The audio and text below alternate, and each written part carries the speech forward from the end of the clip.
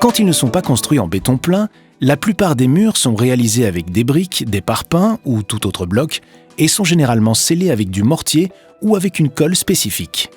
Ces matériaux sont acheminés sur le chantier par palettes, puis placés par la grue à proximité du mur à construire.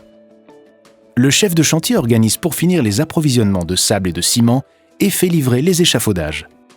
Les maçons érigent ensuite des rangées de parpaings scellées entre elles à l'aide de mortiers et disposées en quinconce pour renforcer la solidité du mur.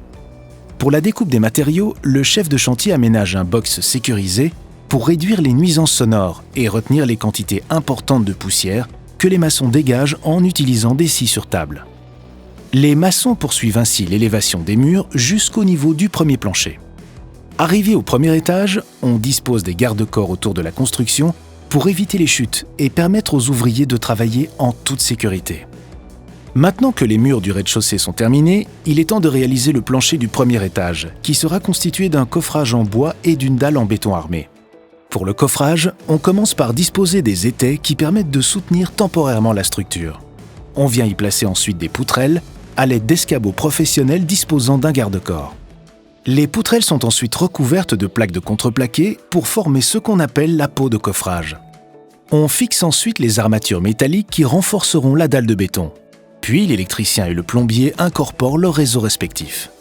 Pour la dalle, on déverse du béton directement sur l'armature en fer à l'aide de la grue. On utilise ensuite les aiguilles vibrantes pour expulser les bulles d'air, la règle vibrante pour mettre à niveau la couche de béton, puis une truelle mécanique pour lisser définitivement la surface. Le siège de Kiloutou s'élevant sur 2 étages, on recommence l'opération en construisant successivement les murs et les planchers du premier et du deuxième étage.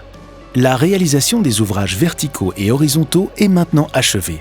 L'entrepreneur de gros œuvres peut démonter une partie de son installation. Nous venons de terminer la construction des murs et des planchers qui couvrent les travaux de maçonnerie et la réalisation des planchers en béton.